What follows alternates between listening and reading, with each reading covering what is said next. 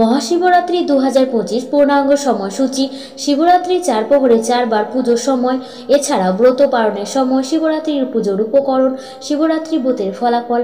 যারা শিবরাত্রি করবেন তারা আগের দিন ভুলেও এই জিনিসটি মুখে তুলবেন না। সমস্ত বিষয়ে বিস্তারিত জানবো আমরা আজকের এই ভিডিওটির মাধ্যমে, তাই ভিডিওটি স্কিপ না করে অবশ্যই আমাদের সঙ্গে থাকুন। তো চলুন ভিডিওটি শুরু করা যাক। দেবাদিদেব মহাদেবের আরাধনা করার সর্বশ্রেষ্ঠ দিন হলো মহাশিবরাত্রি। এদিন ভক্তি মনে পুজো করলে বাবা ভোলানাথের ভক্তদের মনোবাঞ্ছা পূরণ হয়।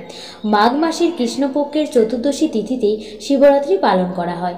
হিন্দু ধর্মে শিব চতুর্দশীর অনেক মাহাত্ম্য রয়েছে।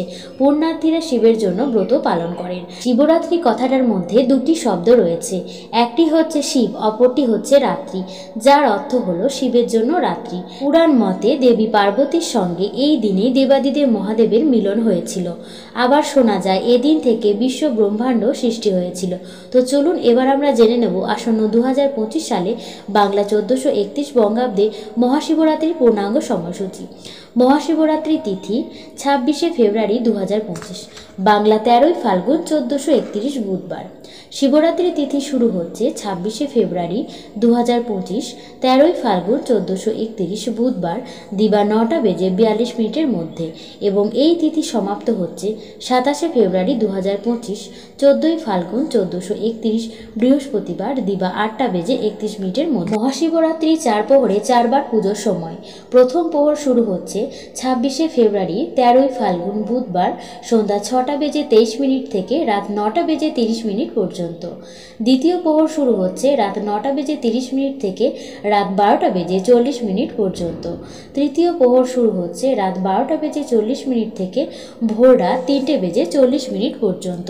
চতুর্থ প্রহর শুরু হচ্ছে ভোর রাত 3টে বেজে 40 মিনিট থেকে বৃহস্পতিবার 27শে ফেব্রুয়ারি সকাল 6টা বেজে 56 মিনিট পর্যন্ত। পারণের সময় 27শে ফেব্রুয়ারি বাংলা 14ই ফাল্গুন বৃহস্পতিবার সকাল 8টা বেজে 31 মিনিট থেকে 9টা বেজে 56 মিনিটের মধ্যে। তো এবার আমরা জেনে নেব শিবরাত্রি পূজার উপকরণ।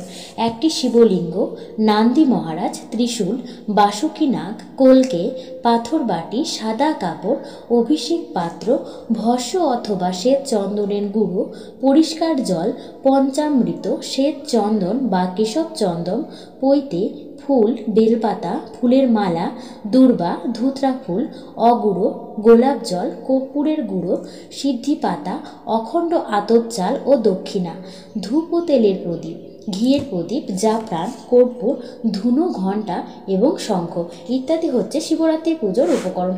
এগুলির সাহায্যে আপনারা বাড়িতে বসে সহজেই শিবরাত্রি করে নিতে পারবেন। এবার সবশেষে আমরা জেনে নেব শিবরাত্রি ব্রতর ফলাফল।